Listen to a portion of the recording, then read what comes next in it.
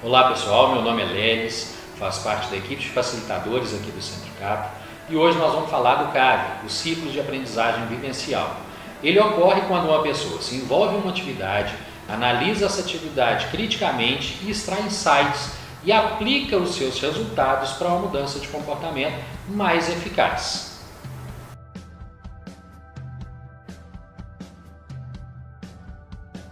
O ciclo começa com a vivência.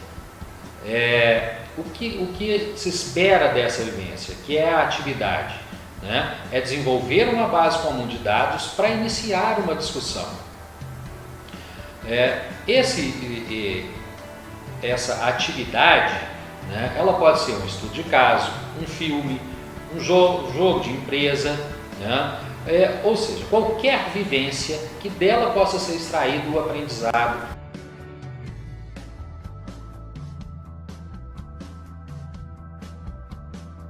Em seguida, vem o relato, que é o levantamento dos dados, é a descoberta do que aconteceu entre os participantes, tanto a nível cognitivo quanto afetivo, né? E o relato, ele começa com uma pergunta básica e essencial: qual o seu sentimento?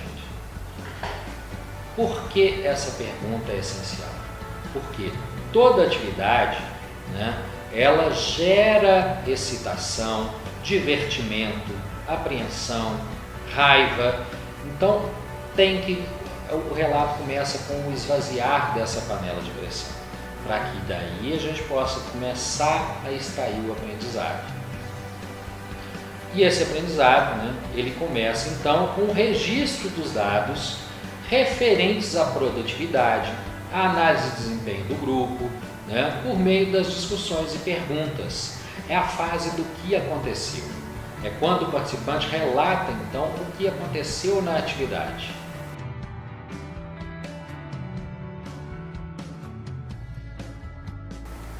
Em seguida, a gente passa para o próprio processamento. É onde é feita a análise dos dados por meio da discussão dos padrões e das dinâmicas. Essa análise, né, o participante, ele, por meio das perguntas direcionadas, ele então analisa criticamente o que aconteceu em profundidade.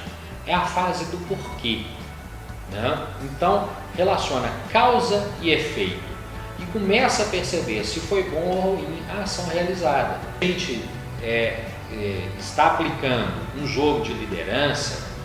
Eu começo então a direcionar as perguntas para o assunto do líder. Como foi a liderança exercida? Como, né, foi a participação do líder na atividade?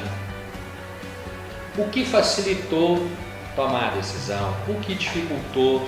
Então são perguntas direcionadas para a fase de análise, né? Que é onde o participante então começa a processar a atividade. Ele faz então essa relação, causa e efeito. Eu fiz assim e não foi bom, ou fiz de certa forma e por isso nós vencemos a atividade, vencemos o jogo. Bom, uma coisa importante é que na fase de processamento, né, podem surgir aí outras contribuições do grupo que não fazem parte do objetivo planejado, como por exemplo, liderança é o objetivo da atividade e surgem aí alguns complementos de trabalho em equipe, criatividade, né? Você então nesse momento é o maestro. Por isso, a importância das perguntas e de você saber o objetivo que você quer trabalhar com a atividade, né? Então, surgiram outras contribuições fora do objetivo de aprendizagem, aquilo você abafa, você acolhe o participante, ouve o que ele tem a dizer, mas não dá ênfase.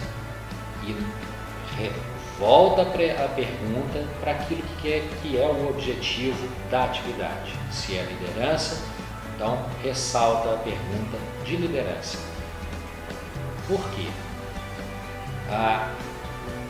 O objetivo ele tem que ficar claro para o participante para que a análise bem feita permita a mudança de comportamento quando ele fizer a generalização.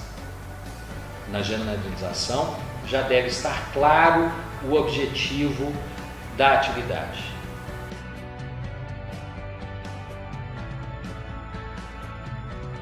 Então a gente passa para a generalização, que é a inferência de princípios sobre o mundo real. É a associação dos elementos do jogo com a vida do participante. O participante, então, ele faz comparações do que aconteceu na atividade com o seu trabalho, o seu dia a dia, né? Essa relação do acontecido vem da fase de análise, que é a fase anterior.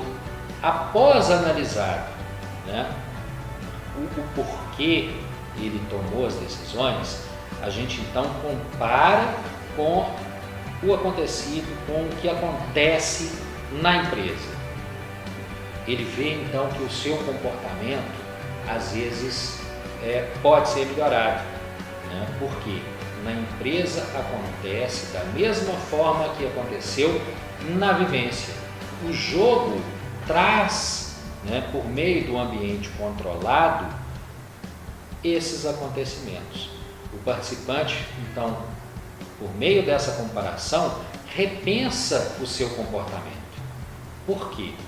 Ele vê exatamente a relação do jogo com a vida real. O repensar, né, e é muito comum nas atividades em sala, né, o participante falar: nossa, na minha empresa acontece a mesma coisa e eu também faço a mesma coisa que eu fiz no jogo. Nesse momento, ele percebe a mudança de comportamento porque ele precisa ter uma ação mais eficaz.